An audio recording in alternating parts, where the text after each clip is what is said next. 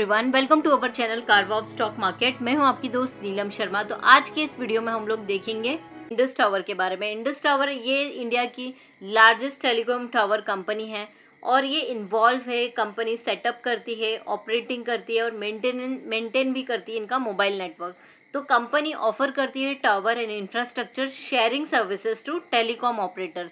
इसका मतलब क्या होता है कि जो टेलीकॉम ऑपरेटर्स है, वोडाफोन, आइडिया, एयरटेल, ये सारे टेलीकॉम ऑपरेटर्स है, राइट। तो उनको इंफ्रास्ट्रक्चर प्रोवाइड करती है, यानी कि टावर्स बनाती है और वो टावर के ऊपर ये लोग अपना डिवाइस लगाते हैं और उस डिवाइस के थ्रू आप लोग सब जगह पे नेटवर्क इसका अवेलेबल हो जाता है। तो this means allow multiple mobile service provider to use same tower. तो ये सेम टावर का कॉन्सेप्ट क्यों आया? क्योंकि अगर हर एक मोबाइल ऑपरेटर अपना अपना टावर लगाने लगेंगी तो इंफ्रास्ट्रक्चर बहुत ज़्यादा बढ़ जाएगा, इसका एनवायरनमेंट इश्यूज भी बहुत ज़्यादा हो सकते हैं, कॉस्ट भी बहुत ज़्यादा लगेगा। इसके लिए सारी कंपनियों ने मिलके ये डिसाइड किया कि इंडस टावर को हम लोग ये कॉन्ट्रैक्ट देंगे कि वो अपना इंफ्रास्ट्रक्चर अवेलेबल करवाए और उनके इंफ्रास्ट्रक्चर, उनके टावर में जाके हम अपना डिवाइस लगाएंगे और उस डिवाइस के थ्रू हम हमारा नेटवर्क सब जगह पे प्रोवाइड करेंगे, जिससे क्या होगा कि कॉस्ट कम लगेगा और हम लोग हर महीने का रेंट इंडस टावर को पे करेंगे। तो ये एक लॉन्ग टर्म कॉन्ट्रैक्ट रहता है जो कि हर कंपनी के साथ ये डील करती है और फिर उनको वैसे ही रेवेन्यू उनका जनरेट होता है। तो ये सर्विस ऑफर करती है थ्रू लॉन्ग टर्म कॉन्ट्रैक्ट, जैसे यहाँ पे लिखा है ensuring steady revenue for the company का पोर्टफोलियो अगर देखेंगे तो 2,49,305 टेलीकॉम टावर से कंपनी के, और ये one of the largest tower infrastructure provider है कंट्री के अंदर। और इसका प्रेजेंस अगर आप देखेंगे तो ऑल ओवर इसका प्रेजेंस अवेलेबल है टेलीकॉम सर्कल में। यहाँ पे आप देख सकते हो ये है टावर इसका, और यहाँ पे जो डिवाइस लगे हुए हैं ये हर एक मोबाइल ऑपरेटिंग सर्विसेज जो रहती है अपना डिवाइस लगा देती है, जिसके थ्रू हर नेटवर्क यहाँ से पास होते रहता है। अभी हम लोग इस वीडियो में कंप्लीट देखेंगे, पहले टेक्निकल देखेंगे, फंडामेंटल्स, फिर कंक्लूजन में डिसाइड करेंगे कि इसमें हमें क्या करना चाहिए। यहाँ पे कंपनी का हम लोग रेशियोज देख लेंगे तो मार्केट कैप इसका 1,14,521 करोड़ का है, लार्ज कैप कंपनी है। करंट प्राइस इसका है 425 का, इसने लो बनाया था 313 का और हाई बनाया है 461 का, तो अपने ऑलमोस्ट हाई के पास ये पहुंच चुका है। स्टॉक का पी है 11.5 का और आप देखोगे इंडस्ट्री पी इसका 24 का है, यानी कि अपनी इंडस्ट्री पी से ये बहुत ज़्यादा सस्ते पे मिल रहा है। बुक वैल्यू है 121 का, प्राइस टू बुक वैल्यू है 3.52 का, कोई भी डिविडेंड यहाँ पे नहीं है। ROCE बहुत ही अमेजिंग है 29.2% का, ROE इसका 33.4% का है, EPS 36 का है, फेस वैल्यू 10 है, डेट टू इक्विटी बहुत कम कर्जा है कंपनी के ऊपर, करंट रेशियो 1.32 का है, क्विक रेशियो है 1.32 का, तो ये काफ़ी शानदार है। EV EBITDA अगर देखेंगे तो 6.32 का है, यानी कि कंपनी अभी अंडर वैल्यू है। PEG रेशियो 0.43 का है और यहाँ पे नेट प्रॉफिट आप देख सकते हो कंपनी का बहुत ही शानदार यहाँ पे नेट प्रॉफिट जनरेट किया है। टेक्निकल चार्ट देख लेंगे, ये है इंडस टावर का डेली चार्ट यहाँ, और मैंने यहाँ पे 3 ट्रेंड लाइन ड्रॉ करके रखा है जिससे हमें समझ में आएगा कि ये आप देख सकते हो यहाँ पे इस चैनल पे घूम रहा था ये, फिर इसने एक नया चैनल यहाँ पे बनाया और यहाँ पे इस लेवल पे ये वो कब से घूम रहा है, राइट। तो अभी बहुत ज़्यादा चांसेस है कि इस लेवल को अगर वो ब्रेक करता है तो ऊपर जाने के बहुत ज़्यादा इसमें चांसेस है, ठीक है। तो अगर आपको ये यहाँ पे मिलता है 375 पे मिलता है तो बेस्ट प्राइस होगा ये। इसका प्राइस आप देखेंगे तो 429 है, तो 429 को ब्रेक करके ये ऊपर जाता है तो बहुत ज़्यादा चांसेस है कि ये 560 के लेवल पे पहुँच सकता है इजीली। लेकिन ये चैनल को इसने ब्रेक करने आना चाहिए, क्योंकि इसके पहले भी अगर आप यहाँ पे जूम करके देख लेते हैं, इसके पहले भी इसने कोशिश किया था, आप देख सकते हो यहाँ से इसने कोशिश किया एंड फिर यहाँ पे करेक्शन आ गया था। तो बहुत ज़्यादा चांसेस है अगर ये पॉइंट पे अगर ये सस्टेन नहीं हो पाता है तो इसमें वापस से करेक्शन आने के चांसेस है। तो अगर आपको 375 पे मिलता है तो एक छोटा सा अमाउंट आप इसमें इन्वेस्ट कर सकते हो, और अगर वो इस लाइन को भी ब्रेक करके यहाँ पे आता है, इन केस आपको मौका मिलता है 314 के लेवल, तो ये मौका आप बिल्कुल मत छोड़िएगा, सो दैट आपको लॉन्ग टर्म में बहुत अच्छे रिटर्न्स मिल सकते हैं, क्योंकि इसने इस चैनल में बहुत ज़्यादा टाइम स्पेंड किया है। तो और मुझे लगता है कि इस चैनल पे अगर वो आता है तो यहाँ से रिवर्स ऊपर ही जाएगा ये। उसके बाद में इसमें थोड़ा सा करेक्शन आने का बहुत ज़्यादा डाउट कम है। ठीक है, तो यहाँ पे अगर आपको मिलता है तो आप एंट्री लो, या फिर यहाँ पे आपको मिलता है तो एंट्री लो। अगर इस लेवल पे वो ब्रेक करता है 430 के लेवल को अगर ब्रेक करके ऊपर जाता है तो आप एंट्री ले सकते हो, फिर ये बहुत ही अच्छा रैली बनाने के लिए रेडी हो सकता है। वीकली चार्ट देख लेंगे इसका हम लोग। तो अब देखो ये कंपनी ने क्या शानदार रिटर्न्स दिए बना के। यहाँ पे देखो 2023 अप्रैल से लेके यहाँ पे 238% का रिटर्न इसने दिया था। उसके बाद में जाके यहाँ पे करेक्शन आ चुका है, यहाँ पे करेक्शन आया 30 का। फिर अभी आप देखोगे तो ये ऑलमोस्ट अभी 6% का ही करेक्शन इसमें बचा है, बाकी इसने तो पूरा रिकवर कर लिया।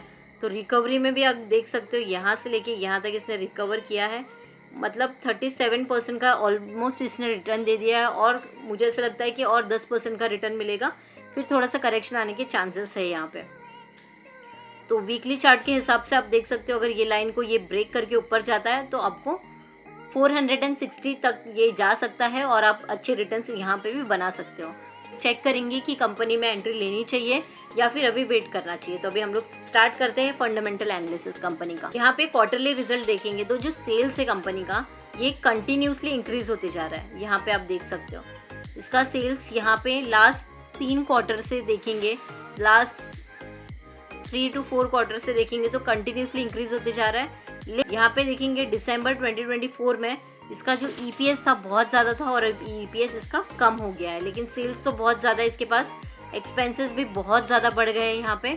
एंड यहाँ पे ऑपरेटिंग प्रॉफिट देखेंगे तो ऑपरेटिंग प्रॉफिट कम हो गया है प्रीवियस क्वार्टर से। ठीक है, लेकिन अगर आप प्रीवियस ईयर के सेम क्वार्टर से देखेंगे तो इसका ऑपरेटिंग प्रॉफिट इंक्रीज हुआ है। देन यहाँ पे नेट प्रॉफिट देखेंगे हम लोग तो प्रीवियस क्वार्टर से यहाँ पे देखेंगे तो कम आया है, लेकिन अगर मार्च का आप देखते हो मार्च के हिसाब से भी कम आया है, यानी कि quarter and year on year भी कंपनी का नेट प्रॉफिट कम आया है यहाँ। देन यहाँ पे प्रॉफिट एंड लॉस स्टेटमेंट देखेंगे, ये फुल ईयर का है तो फुल ईयर के हिसाब से तो सेल्स कंपनी का काफ़ी अच्छा है, एक्सपेंसेस कम हो गए कंपनी के। ऑपरेटिंग प्रॉफिट देखेंगे तो अमेजिंग ऑपरेटिंग प्रॉफिट भी जनरेट किया है। देन यहाँ पे प्रॉफिट बिफोर टैक्स कंपनी का बहुत अच्छे से इंक्रीज हुआ है। नेट प्रॉफिट देखेंगे, नेट प्रॉफिट भी कंपनी का कंटिन्यूसली इंक्रीज होते जा रहा है। देन यहाँ पे EPS भी देखेंगे तो EPS भी कंटिन्यूसली इंक्रीज होते गया है, यानी कि कंपनी का प्रॉफिट एंड लॉस स्टेटमेंट बहुत ही ज़्यादा स्ट्रॉन्ग है। अब यहाँ पे हम लोग सेल्स देख लेंगे तो सेल्स कंपनी का कम हो गया है, यहाँ पे ट्रेलिंग 12 मंथ का 5% का सिर्फ सेल्स है। प्रॉफिट देख लेंगे, ट्रेलिंग 12 मंथ का यहाँ पे 71% का प्रॉफिट है। तो अभी आप बोलोगे सेल्स कम क्यों है एंड प्रॉफिट इतने ज़्यादा क्यों है, तो ये कंपनी का काम क्या है, जो भी मोबाइल ऑपरेटिंग कंपनीज है उनको सर्विस देना। ठीक है, तो अभी ये कंपनी का सेल्स कम क्यों है, क्योंकि कितने ऑपरेटर्स हैं हमारे पास, वोडाफोन, आइडिया, उसके बाद में एयरटेल, जियो, इतने ही हैं, तो सेल्स कम रहेगा। इनके पास इनका कॉन्ट्रैक्ट ऑलरेडी है, जिसके पास वो कॉन्ट्रैक्ट जो है वो रिन्यू होते रहता है और कंपनी उसी कॉन्ट्रैक्ट से रिवेन्यू जनरेट करती रहती है। इसके लिए प्रॉफिट यहाँ पे ज़्यादा दिख रहा है और सेल्स यहाँ पे कम दिख रहा है। तो ऐसी कंपनी में आपको सेल्स कम ही दिखेगा और प्रॉफिट ज़्यादा दिखेगा। बैलेंस शीट देख लेंगे, इक्विटी कैपिटल कंपनी की यहाँ पे थोड़ी सी कम हुई है और रिजर्व्स कंपनी का कंटिन्यूसली इंक्रीज होते जा रहा है, जो कि एक बहुत ही पॉजिटिव साइन है एक फंडामेंटली स्ट्रॉन्ग कंपनी के लिए। बोरिंग आप देखेंगे तो बोरिंग कंपनी का इंक्रीज हो गया है, लेकिन रिजर्व से थोड़ा कम है, लेकिन मुझे ऐसा लग रहा है कि बोरिंग इसकी बहुत ज़्यादा इंक्रीज होते जा रही है कंटिन्यूसली। टोटल लाइबिलिटी कंपनी का इंक्रीज हो गया है, टोटल असेट भी कंपनी का इंक्रीज हो गया है और एक अच्छी बात है यहाँ पे इन्वेस्टमेंट बहुत ज़्यादा इसने किया है। तो बैलेंस शीट भी कंपनी की काफ़ी शानदार है। अब हम लोग कैश फ्लो देख लेंगे। कैश फ्लो में ऑपरेटिंग एक्टिविटी, तो मैंने इसके ऊपर बहुत ही अच्छा 1 मिनट का वीडियो बनाया है जिसके अंदर मैंने एक्सप्लेन किया है कि ऑपरेटिंग एक्टिविटी क्या होती है। तो ऑपरेटिंग एक्टिविटी हमेशा प्लस में रहना चाहिए और यहाँ पे आप देख सकते हो ऑपरेटिंग एक्टिविटी यहाँ पे कंटिन्यूसली इंक्रीज होती जा रही है और प्लस में भी है, तो ये बहुत अच्छा एक पॉजिटिव साइन है कि कंपनी प्रॉफिट कमा रही है। कैश फ्रॉम इन्वेस्टिंग एक्टिविटी देखेंगे तो ये नेगेटिव में है, जो कि एक पॉजिटिव साइन है कंपनी के लिए, क्योंकि कंपनी अगर कुछ भी बाय कर रही है अपने बिजनेस को ग्रो करने के लिए, या कैपेक्स कर रही है, या फिर R&D करने के लिए पैसे इन्वेस्ट कर रही है, ठीक है, तो कंपनी से वो पैसा बाहर जाता है, इसके लिए यहाँ पे हमें माइनस में दिखता है, ठीक है, तो ये एक पॉजिटिव साइन है। फाइनेंसिंग एक्टिविटी में माइनस में दिखना यानी कि कंपनी किसी में फाइनेंस कर रही है, ठीक है, तो ये भी नेगेटिव में भी रह सकता है, पॉजिटिव में भी रह सकता है, तो ऐसा कुछ नहीं है कि ये नेगेटिव में है तो बहुत ख़राब है या पॉजिटिव में है तो बहुत ख़राब है, तो डिपेंड करता है कि वो एक्चुअल में क्या कर रहा है। तो यहाँ पे आप देख सकते हो डिटेल में ऐसा ओपन करके कि प्रोसीड फ्रॉम शेयर्स यहाँ पे लिखा हुआ है, फिर इंटरेस्ट पेड, कितना इंटरेस्ट पे किया, तो इंटरेस्ट पे किया यानी पैसा कंपनी से बाहर गया, तो यहाँ पे माइनस में दिख रहा है, तो एक पॉजिटिव साइन है कि इंटरेस्ट पे कर रही है। फिर यहाँ पे आप देख सकते हो फाइनेंशियल लाइबिलिटीज़ जो खर्चे हैं उसके लिए पैसा बाहर जा रहा है, तो ये सारी चीज़ें हमें दिख नहीं देती, तो ये भी अच्छा है। तो कैश फ्लो कंपनी का बहुत ही स्ट्रांग है। यहाँ पे रेशियोज देख लेंगे तो डेटर डे देख लेंगे, डेटर डे इसका 58 हो गया है, पहले ज़्यादा था अब कम हो गया, जो कि काफ़ी अच्छा पॉइंट है। कैश कन्वर्जन साइकिल देखेंगे तो ये भी कम हो गया है, ये भी अच्छा है। वर्किंग कैपिटल डे यहाँ पे इंक्रीज़ हो गया है, और ROCE कंपनी का आप देख सकते हो बहुत ही शानदार है, 11 था, 22 हुआ, फिर 29 हुआ, तो ये कंटिन्यूसली अभी लास्ट 3 ईयर्स से इंक्रीज़ होते जा रहा है, जो कि काफ़ी एक पॉजिटिव साइन रहता है किसी भी कंपनी के लिए जिसका ROCE ROE इंक्रीज़ होते जाता है एवरी ईयर। अब यहाँ पे देखेंगे शेयर होल्डिंग पैटर्न, तो प्रमोटर का जो होल्डिंग है 50% का है यहाँ पे, और ये दिसंबर और मार्च में इन्होंने कम, मतलब ये दिसंबर में कम किया था और मार्च में सेम है, कोई इसमें चेंजेस नहीं है। यहाँ पे आप देख सकते हो यहाँ पे कंटिन्यूसली कम होते जा रहे हैं, यहाँ पे कम था फिर इंक्रीज़ किया, वापस से कम कर दिया कंपनी ने।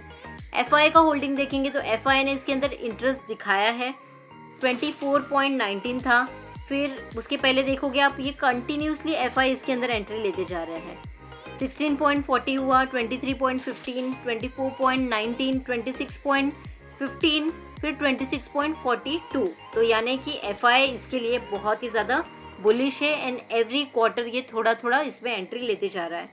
DI देखेंगे तो म्यूचुअल फंड कहाँ पे इन्वेस्ट कर रहे हैं, तो म्यूचुअल फंड भी यहाँ पे इंटरेस्ट दिखा रहे हैं, तो आप क्लियरली दिख सकता है यहाँ पे DI ने कंटिन्यूसली एवरी क्वार्टर इसके अंदर इंक्रीज़ किया है।